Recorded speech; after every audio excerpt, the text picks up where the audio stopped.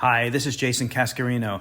Thanks for listening to the Lessons in Adolescence podcast, a production of the Remaking Middle School Initiative, whose founding partners include Youth-Nex, the University of Virginia's Center to Promote Effective Youth Development, and the Association for Middle Level Education, or AMLE. You can learn about Remaking Middle School on the web at remakingmiddleschool.org. Now, here's this episode.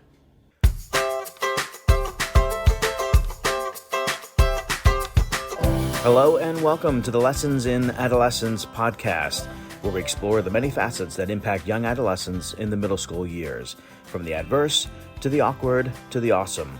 I'm your host, Jason Cascarino.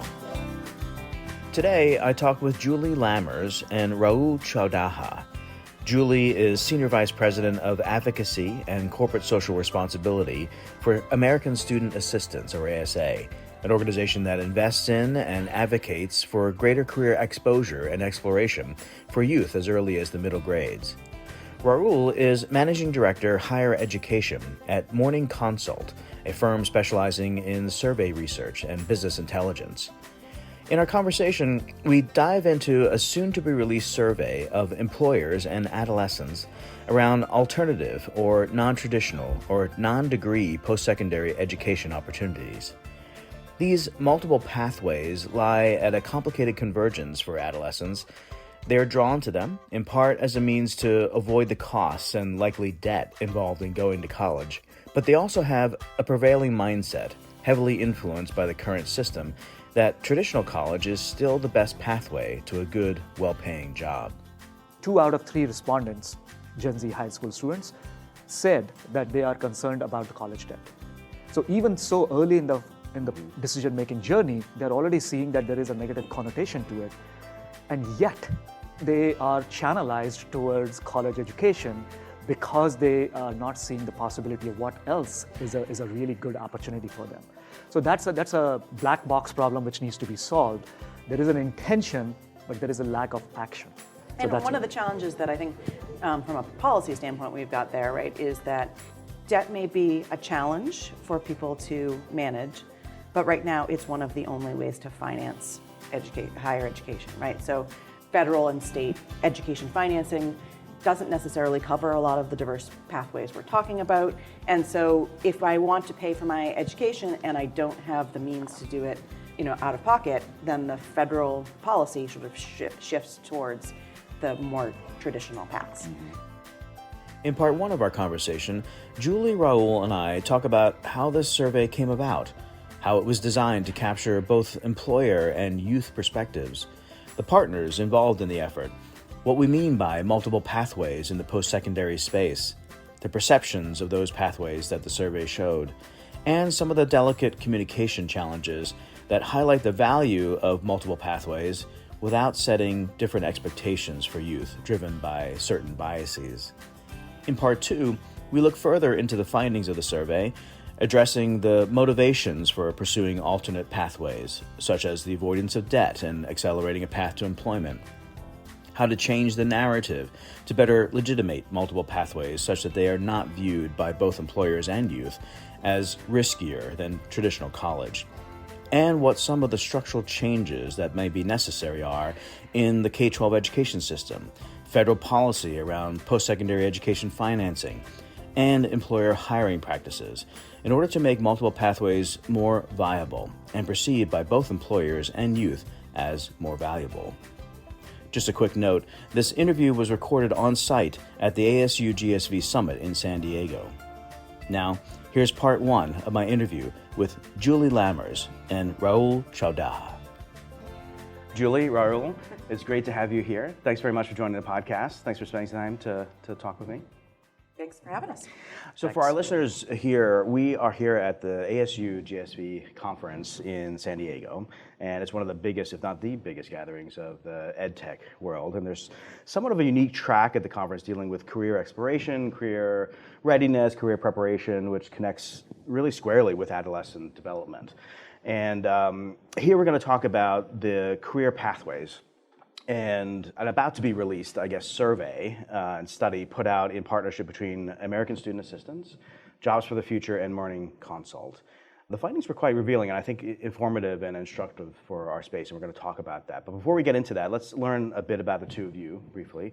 So Julie, you are Senior Vice President of Advocacy and Corporate Social Responsibility at ASA. You were poli-sci, I read. I was poli-sci. Yes. We're both in the world of education and youth service, so we both have stories about why that is and why that's the case. Let's hear yours. How has your poli-sci interest and training influenced your career? Sure, yeah, so I started my career, I've been at ASA for about 13 years now, but prior to that I worked for the Senate, US Senate for 9 years. And I actually got that job as an intern when I was in high school. Stayed on as an intern for the years that I was in college, and the year I graduate, I got a job in that office. So the ability to test and try what you like is really very, very ingrained in all things that I sort of view about career exploration and ability for kids to understand in a real sense sort of how they envision their career trajectory. Mm-hmm. I went to a college that had a co-op model. By the time I graduated, I had had 6 different jobs, and I could really eliminate the things that I hated mm-hmm. and really hone in on the things that I liked. And so I realized that was an area that I really enjoyed and wanted to stick with, and I was able to do that while I was in college. And so the ability for kids to have internships and work-based learning experiences is really something that is driven by my own personal experience, mm-hmm. something that we really push at ASA. At a younger age, I would say, than waiting until college. Our focus at American Student Assistance is really trying to figure out if we can give kids, starting in middle school, the opportunity to explore careers. Then by the time they get to high school, making sure that every kid has the experience to test and try through work-based learning prior to making a post-secondary education choice, so that it can be a really well-informed choice. Yeah, we've talked a lot on this podcast about the importance and the strong connection between career exploration and adolescent development. They're beginning to kind of come into their own. There's establishing their identity. They're building their sense of agency. What they want to do in the world, what they want to accomplish, and so exposing young people to what their possibilities are as young as possible, mm-hmm. particularly the early adolescent period, fits squarely with the developmental science. Rahul, you are Managing Director Higher Education at Morning Consult. As I read it, your experience seems steeped in data analytics and business intelligence, business strategy. What drew you to applying those very businessy skills to the world of higher education? So unlike Julie, my career path had been also in one way by the process of elimination, but not at early career trajectory, because I went through the full 4-year undergraduate engineering degree. That was a process of elimination, that I did not want to do engineering, and then went for an MBA. And I was always a curious person, and I was interested in knowing why. So then one of the things which occurred to me that maybe research is my career path. And that's what I took, that why something is happening and what can be done about it. So applied research became my thing. And so over 15 years now with research and consulting and data had been my go-to place to solve problem with data and analytics. So yeah, that's how I got engaged with this relationship with the ASA through Morning Consult, that taking up this project related to career exploration for Gen Z. Yeah, let's talk about that. So post-secondary education pathways, perceptions of employers and Gen Z students. That's the title of the presentation that you're giving here at the conference. And this was a survey that you all conducted and now presenting some of the findings. But before we get into the findings, I'm always really curious how these efforts come about, mm-hmm. Particularly collaborative ones with multiple organizations that can be challenging sometimes. So Julie, maybe you can give us a bit of the genesis of this project. Sure. And then Rahul, our podcast audience may be less familiar with Morning Consult and what you bring to the project. So maybe you can say a bit about the business as well. Yeah, great. So this is a collaboration between American Student Assistance and JFF, Jobs for the Future, a nonprofit that is looking really to sort of transform education and workforce system. And the priority, or the majority of their work, I'd say, till this point, has really been on the employer and sort of later skill building side. ASA's focus really is on middle school to high school. So we have an interesting timeline between the two organizations of ASA starts a little bit younger, JFF brings in the employer perspective. But this issue of helping kids plan and understand post-secondary education pathways is something that is a shared interest of both organizations. Long term, the goal of this partnership really is to drive narrative change around post-secondary education pathways, to really help people understand what the variety of options are, to open up possibilities for people to experience new pathways, to appreciate new pathways, to value pathways. The research that we brought in Morning Consult to help us do was to really set a baseline of where current perception is when we're thinking about education to career pathways that don't include sort of starting with a 4-year degree, right? So what do employers feel about boot camps or credentials? Do they understand the difference between a license or a certificate and a certification? And then from the student perspective, similarly, their understanding of these options, because they certainly will never take them if they don't understand what they are. So just getting a general awareness of what the diversity of post-secondary education landscape looks like, and then willingness to participate in those pathways. So from a student perspective, is it something they're likely to apply for? From an employer side, is it something they're likely to hire from? And at the moment, it's really just trying to get that baseline understanding. That's where we're starting with this work. Morning Consult is a data intelligence and research company, about 500 people based out of DC. So our work always had been focused on solving the business problems for the clients through data and intelligence. And so when this partnership opportunity came up through ASA and JFF, we were providing the whole research expertise in terms of designing the survey, conducting it, analyzing it, and reporting it out. And so that's an opportunity for us to make an impact of applied research. I know there are a lot of opinion surveys for and about employers. Mm-hmm. I suspect not as much concerning Generation Z. So I'm Generation X, in full disclosure, which makes my kids Gen Z, I believe. Yes. I know the boundaries of generations can be they're somewhat fluid. Flexible. But tell us a little bit about the methodology here. You know, first as just a matter of the subject. You know, what do we mean by multiple education pathways, or non-traditional pathways, or non-degree pathways? Why is that an important topic of study to begin with? Mm-hmm. Julie, maybe you can speak to that. And then Rahul, what are the basic mechanics of developing a survey like this, particularly one that is meant to be administered to two quite different constituents, employers and youth? Yeah, it took a lot of discussion to really narrow in on what we were looking to hone in on. I think ultimately the thing that sort of struck us all was constant conversations about alternatives to college, and the fact that we hate that phrasing, right? We want to figure out a way of expanding opportunity and not having it appear as something other. Right? So how do you increase access to a diversity of pathways? What does that diversity of pathways look like? And how do you frame it in a way that doesn't seem like it's an alternative? Because alternative obviously has serious negative connotations.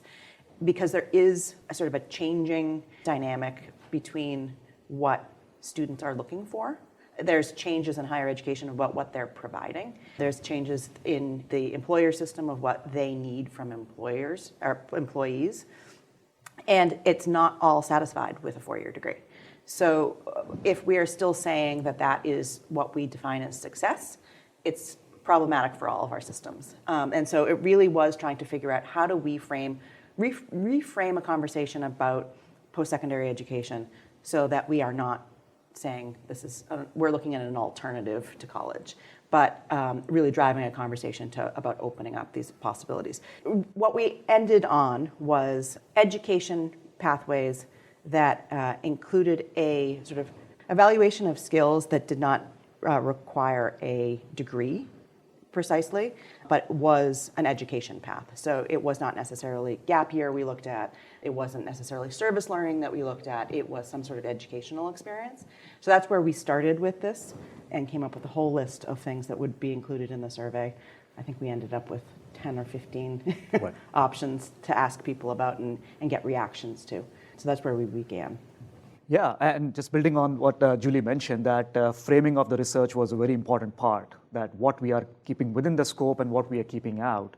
And for that, of course, we looked at literature, we went through this consultative process with the GFF team and ASA, and figuring out, like, okay, what's most meaningful for us to be investigating as a part of this research problem, for which ultimately we need action plan, right? So this research has to enable a path for making the change, which both ASA and JFF are working towards. So it was very thoughtfully co-created in terms of scoping it out so that it is applied. But I would also add that we were looking at from a framework of gap analysis. So we are looking at the stakeholder one side, which is employer. We're looking at Gen Z, and we are seeing that, okay, potentially there could be a gap. So that was one of the hypotheses we are starting with. And we are also starting with the understanding that there could be differences by awareness, to likelihood to act, to who are the influencers and what are the barriers. So all these questions were ultimately being framed to see the gap between these audiences. And just for the purpose of the focus of conversation on Gen Z, of course, we wanted to pay a special attention to that. These are high school students who may be at different stages of their decision making, with different contexts in which they are making these decisions. We wanted to parse out those nuances so that there is more actionable and tangible action plans. You talked about gap analysis, Rahul. There were some really interesting areas where the sentiments diverged. Perhaps one of the most telling ones, I guess, if I was writing the headline of this report, I'd probably call this out as the most important in terms of what it means for the education space broadly. It's that there are a great number of both employers and Gen Z youth who are willing to at least contemplate pursuing non-degree pathways, but they are unaware of the opportunities available to them, or, and this is really interesting, they perceive it as risky. Mm-hmm. Tell us about that.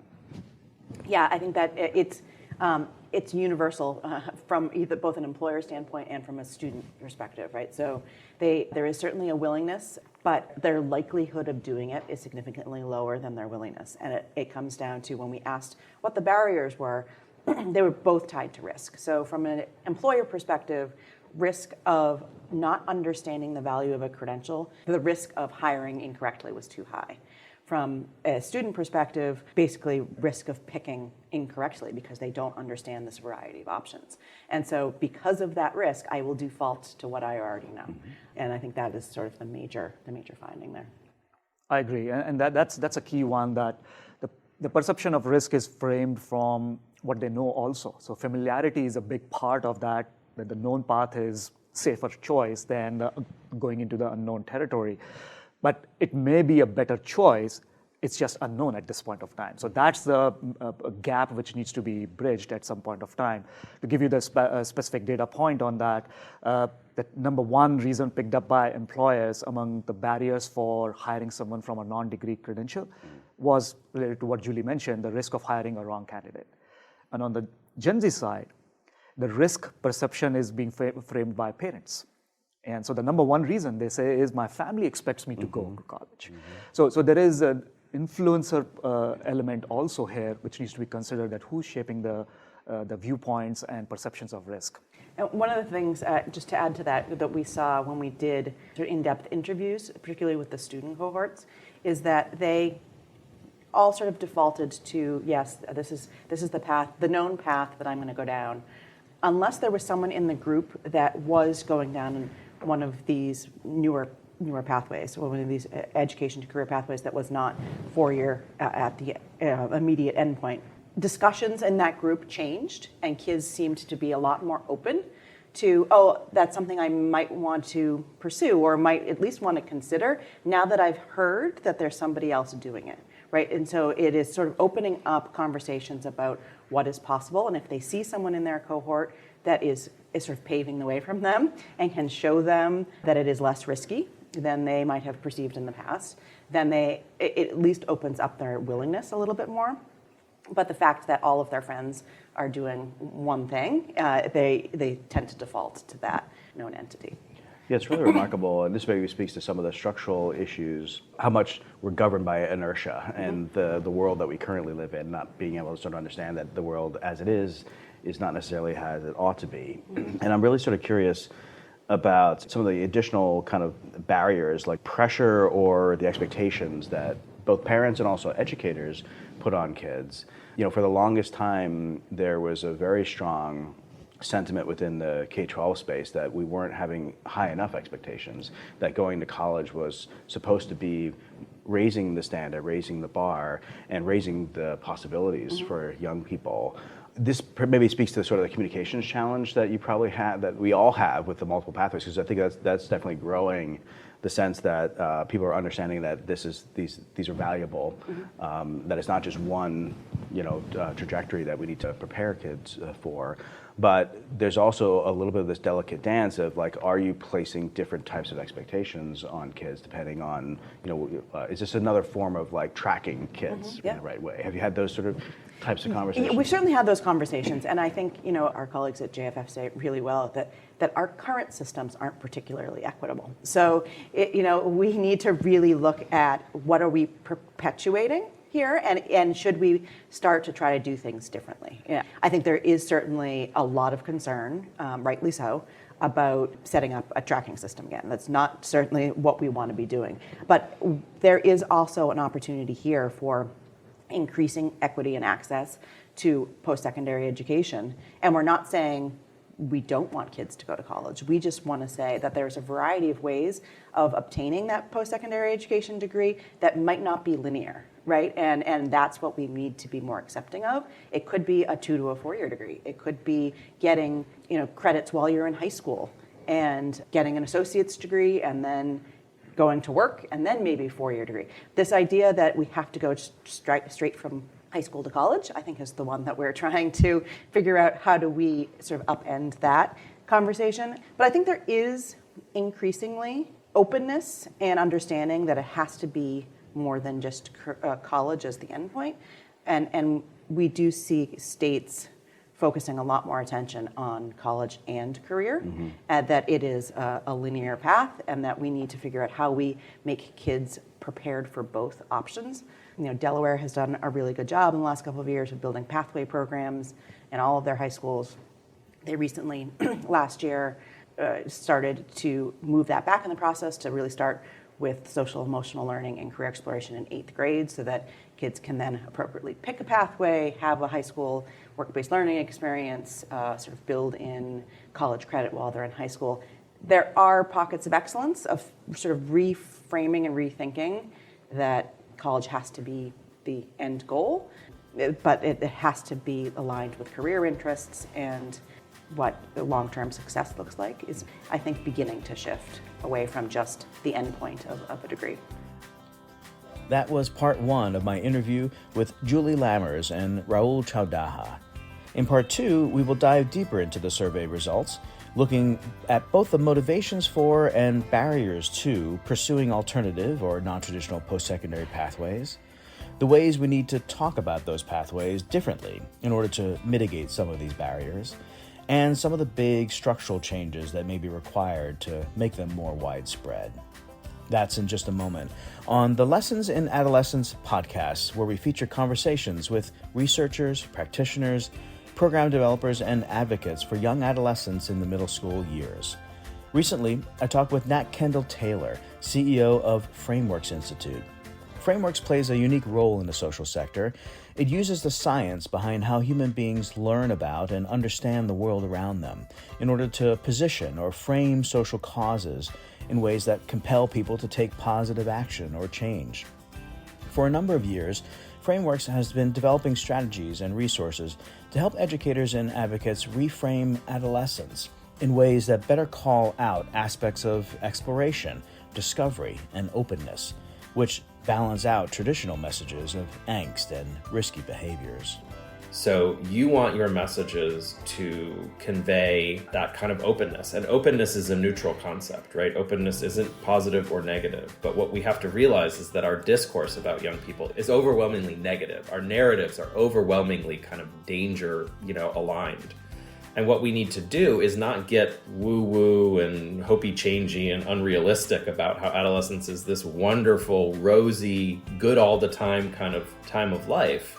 But we do need to communicate in ways that balance the kind of risk, which is real, with the opportunity, which is equally real. And so what I would love to see is people who are communicating about these issues, almost more than anything else, is to really think about that idea of balance. How do I counteract an overwhelmingly negative discourse by introducing the idea of opportunity, of learning, of the potential of this period of time.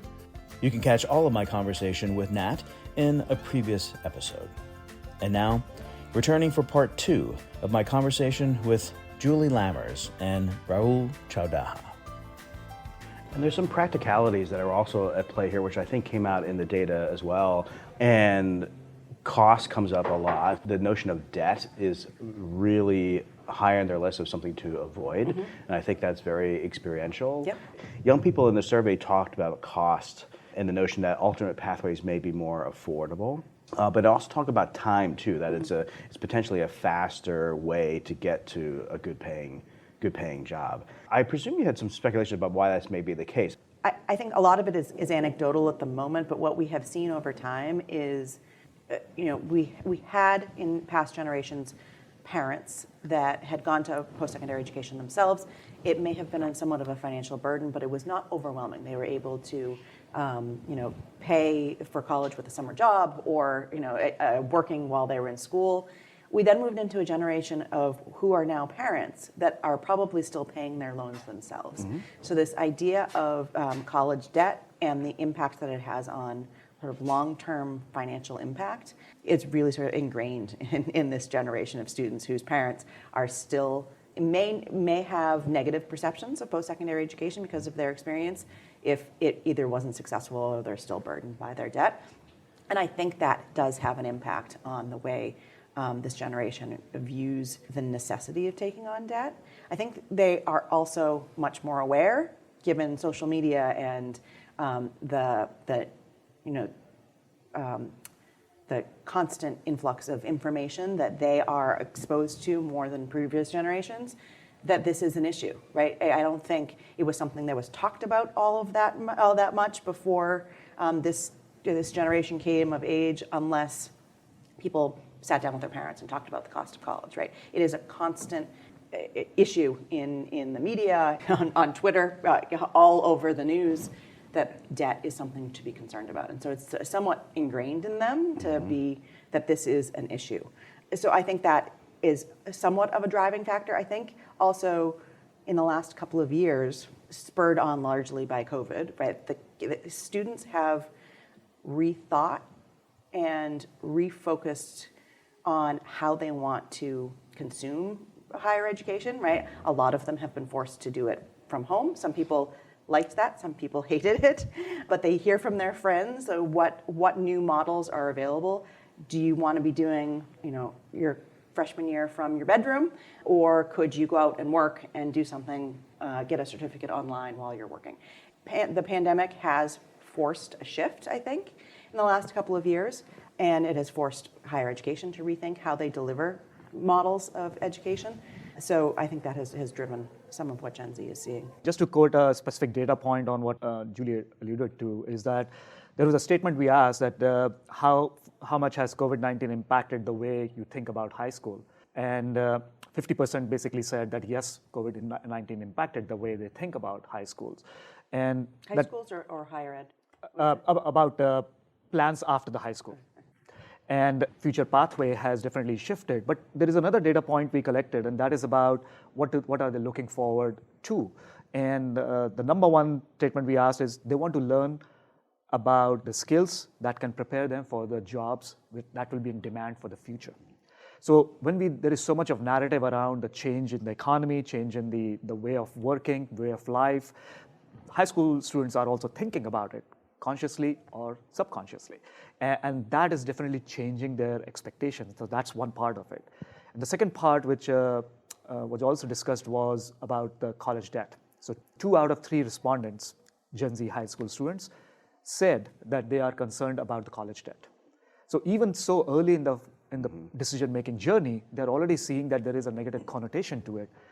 And yet, they are channelized towards college education because they are not seeing the possibility of what else is a really good opportunity for them. So that's a black box problem which needs to be solved. There is an intention, but there is a lack of action. And one of the challenges that I think from a policy standpoint we've got there, right, is that debt may be a challenge for people to manage, but right now it's one of the only ways to finance higher education, right? So federal and state education financing doesn't necessarily cover a lot of the diverse pathways we're talking about. And so if I want to pay for my education and I don't have the means to do it, out of pocket, then the federal policy sort of shifts towards the more traditional paths.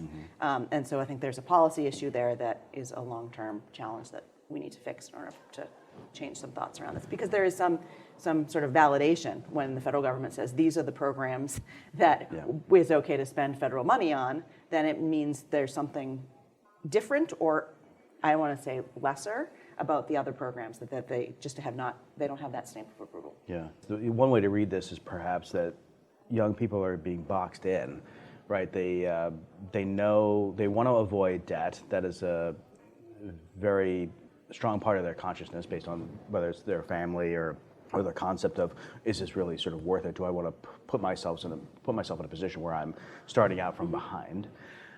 But they also there's this expectation and there's this inertia, there's this system, this is the path that I'm supposed to go on in order to get a good job, and so forth. So in some ways that ups the pressure for all you, because we have to do better about how we're defining these pathways so that they become more appealing, they become more standard.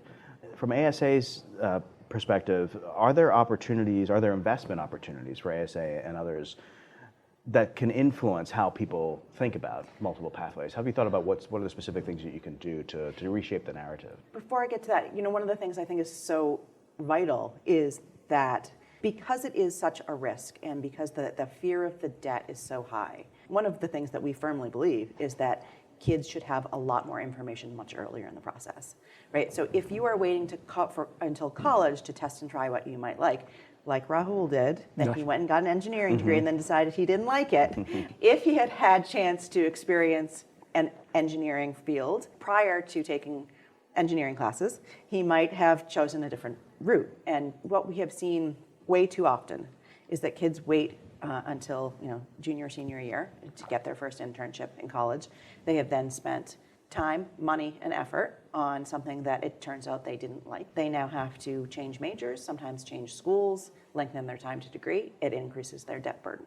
So one of the things that we are adamant about is making sure that kids have more information much earlier in the process, starting in middle school, really trying to understand what their opportunities and interests are, and then in high school being able to actually test and try those things so they can eliminate the things that they don't like prior to having to make a post-secondary education decision. We see in earlier surveys that we had done of Gen Z, their decision-making process for picking higher education has typically been, I will pick a school, then I will pick a major, and then I will figure out what career I like.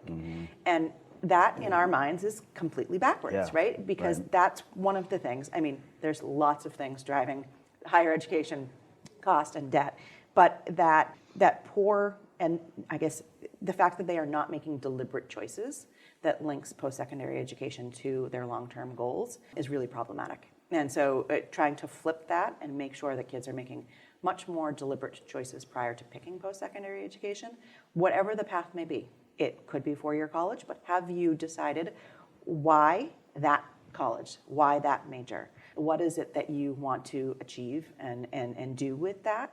Has that thought been made, or is it just your opportunity to explore, which is a very valid and noble purpose of post-secondary education, but with the cost being what it is, it's also a very expensive way to do it.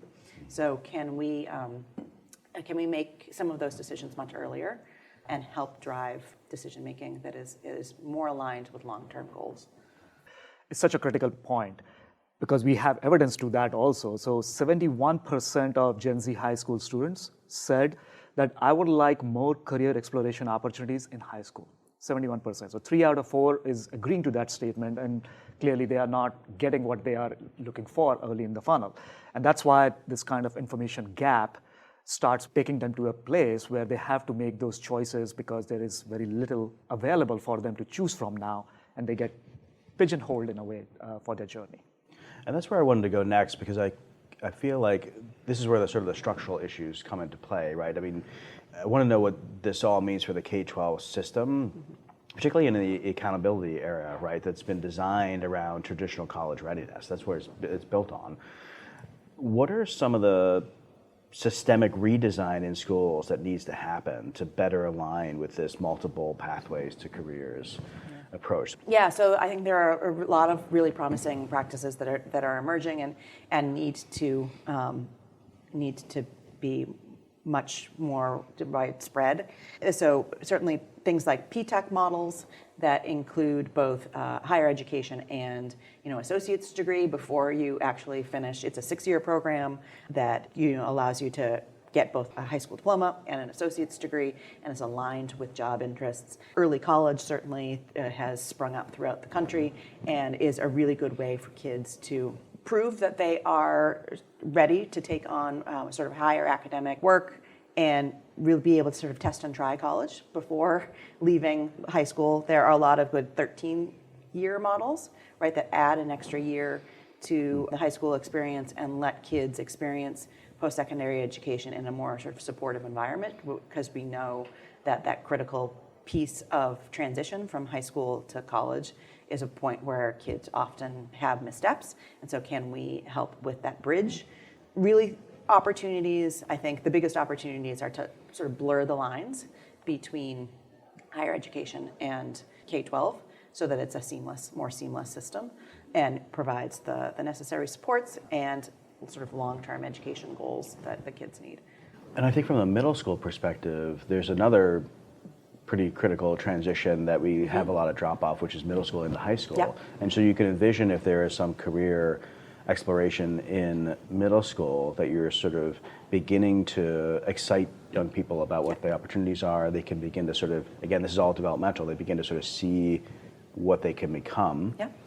As opposed to, oh gosh, high school, the academic rigor is just so much more, and it, there's a different type of mentality about what high school is, that transition. So you can envision that transition maybe could benefit Absolutely. by motivating young people and giving them a sense of agency. Yeah, so the work that's being done in Delaware is really interesting. So they have had an extensive pathway model in the high school for a number of years, really trying to build out career pathways and career experiences, work-based learning experiences for kids in high school aligned with needed jobs in the state of Delaware.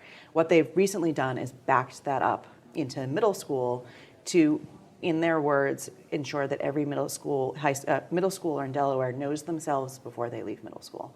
And it really is an opportunity to figure out how do you hone into kids' personal interests, help them understand where they sort of see themselves in the world before they have to choose, make decisions about high school, whether it's a high school pathway, what they're going to take in high school, all of those things that will set them on a course. They want to make sure kids really have the opportunity to explore that prior to leaving middle school. I think the other thing that we have found, which I think is sort of a well-known fact, that by the time kids leave middle school, they have started to foreclose a lot of opportunities for themselves if they don't understand them or haven't seen them. And so what is the opportunity then to really hone in on the middle school age to expose them to the variety of options that might be available to them? If they have an interest in science, what are the 35 different possibilities here that you might not have seen because someone in your family is not, in this field? Really trying to make sure that we are expanding opportunity before kids start to foreclose possibility. Rahul, are we missing anything out of the data that we should be highlighting? We are seeing in our data, of course, with all these non-degree pathways. Julie started with how important it was to define these terms. And that's another thing to keep in mind as we look at the data, that each of these programs potentially has different level of awareness, likelihood to act, and preferences. What it means is that some of them will rise to the consideration set or awareness set more than the others. But the important thing is that there are diverse pathways and diverse solutions for diverse audience. And I'm looking at the logo of American Student Assistance right behind you, and it says a path for every student. Yeah. Actually, the scenario in which we are, it is almost like only one path for every student. That's the problem we are trying to solve with this research, that there are multiple pathways for multiple contexts of the students where they are coming from, and that change needs to start potentially from employer side, from parent side, because they are the big influencers on Gen Z's decision making at this point. Yeah, I think one of the things we saw, it really a lot of it is driven by employers. Largely, when you look at students, they are saying that one of the reasons that they are choosing 2 or 4 year college degree is because they believe that is the path that an employer is most likely to hire from. So if we can change that dynamic, parents will likely be more willing to accept this as a norm if they see employers are more willing to hire their children. The parent side, it is a fear that my child will not have any employability skills or will not be viewed as a good job prospect. So it does come back to employer preference and employer behavior. And I can add one specific data point on what Julie mentioned. Actually, it's an important one from the point of view that we're talking about students at different stages of their decision making. And so there was a particular question we asked about what are the barriers for you to pursue non-degree education pathways. And the top 3 were, my family expects me to do it. And the second one was, I think employers favor job applicants with college degrees. Now, the important thing within that question, when we break it down by gender and the grade level, no difference. So a 9th grader is thinking the same thing as a 12th grader. A male student and a female student is thinking the same thing. What it means, it's a universal, that employer is wanting it, and that's why this is my pathway. Yeah. You talked about you used the term signal, like it was the businesses or employers see degrees as a signal of skill. And I think what we're trying to think here is, are there other signals that we can create for skills? What's next for this work, Rahul? Are there things that we still don't yet understand, more data that we feel like we need to study? And Julie, what's next for the work for you all in terms of pushing some of these changes, creating a new narrative, maybe trying to push on some policy changes or some structural changes, and what's next for the partnership? In terms of research, what we have created is a baseline, of course, with the sponsorship with the ASA and JFF and partnership with them. So the one key part here is that we understand now employers. We understand Gen Z high school students at the baseline level, but there are other stakeholders. There are influencers. So there is a survey we'll be doing in terms of DC Insiders, which is basically a survey of policymakers. Also, that what is their perception on this issue. We will also, next phase to be yet to be discovered, but we clearly see that there are opportunities to discover more about the differences within employers, by industries, by the employer size. We have a baseline, but there is a lot more needs to be understood when the needle needs to be moved, that why a particular industry or a particular hiring manager or a type of profile in which they are hiring for, what are their perceptions and how do they differ? So there is a lot more opportunity to go deeper in the employer side when we know from this research that employer is where the needle needs to be moved. It's funny, that's a classic data challenge, isn't it? Like you can always understand what's happening first, not the why it's happening. Right. As far as what's next for this, a few things. First of all, JFF is finalizing a landscape survey to really understand what these types of credentials look like, what these pathways look like, and try to figure out, did we miss anything, right, when we were looking at the research that we didn't ask about. So that landscape survey should be done in the next couple of months to really help define what all of these options are and what they look like in real practical terms. There's that piece of it. And then there is just work that we are doing on trying to shift conversation around and open up understanding that this is something that needs to change. And that is a harder effort. It starts with things like, how do we define these things other than saying alternative paths to college, right? And just going to, what is that word choice? What is something that is going to be open and acceptable to everyone, that they understand, and that is much more positive than this idea of an alternative? The question we always ask at the end, if there was one bit of advice based on your experience examining the interests of Gen Z and employers on the multiple pathways, that you would offer to educators, both in school and in after school and in summer programs, the things they either ought to know or ought to be doing, what would it be? If I can take a leeway for two things, and connect it to data. The first one being that Gen Z told us that they're looking for non-degree pathways for lower cost and faster to complete a faster option than to completing a degree. So clearly there is an interest, there is a need which needs to be served for the future of the country. And if we don't find that solution, we are missing out on our challenge as stakeholders, be it the researcher or a policymaker or an organization. So that would be my first takeaway, that there is a clear expressed need that Gen Z is looking for alternatives, which could be, and I use this word very cautiously here, a better option than what they are always told as an only option, which is the college degree. But the second part I will also highlight from the employer side is that they clearly indicated that the future is where they want to hire more candidates from non-degree pathways.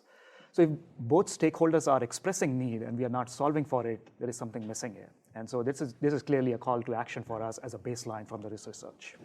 One of the things that we need to push on is how do we minimize the risk of taking these options by ensuring quality, right?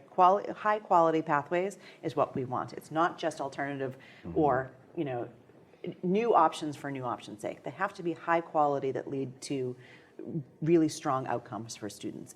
There is no really good way right now of assessing quality for a lot of these programs.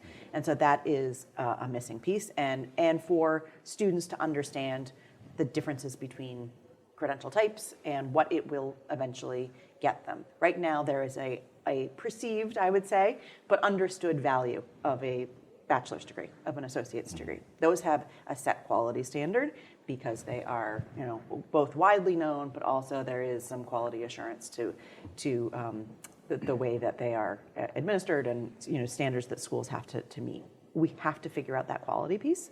I think one of the most important things is what we have seen and was very clear in the results was that there is this understanding and acceptance that this is the way forward.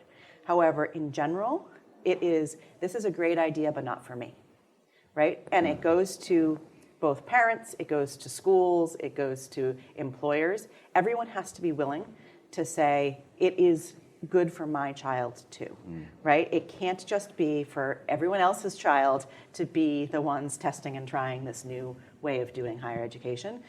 Everyone has to say, yes, we understand that there are many metrics of success when it comes to post-secondary education, that it does not look like one thing anymore, and that this is good for my child too. That's right, minimizing the risk is going to be so important, right? To make sure that young people can leap into these things without having to feel like they're taking too much of a chance. Yeah. Well, Julie, Rahul, I really appreciated this data. We spend so much time on this podcast and in the work that we're doing around middle grades to amplify the voice of young people, and I feel like you've been doing that here through this survey, through this research, really getting the sentiments of Gen Zers out there and what it is that they want and expect for their future. So this has been really informative and insightful, and just thank you so much for doing the work, and thanks for spending time to talk with us about it. Thanks for having us. Thank you, Jason. That was Julie Lammers of American Student Assistance and Rahul Choudaha of Morning Consult. You can follow ASA online at asa.org or on Twitter at asa_impact. And you can follow Morning Consult online at morningconsult.com or on Facebook and Twitter at Morning Consult. Or follow Rahul on Twitter at Rahul Choudaha. Thanks for joining the Lessons in Adolescence podcast, a production of Remaking Middle School, an initiative that seeks to transform the learning and development experience for young adolescents in the middle school years. Remaking Middle School brings together good educational practice in school and out of school with the latest developmental science. You can learn about Remaking Middle School or find more resources about the topics of this podcast on the web at remakingmiddleschool.org. Or learn more about the founding partner organizations, the University of Virginia's Youth-Nex Center on the web at education.virginia.edu/youth-nex, or on Twitter at youth_nex, and the Association for Middle Level Education on the web at amle.org or on Twitter at AMLE. The Lessons in Adolescence podcast is produced by Abby Gillespie and me, Jason Cascarino, editing by Paige Waterhouse. You can listen to or download each episode at the Remaking Middle School website, on Apple Podcasts, Google, Spotify, or wherever you find your podcasts. Thanks for listening.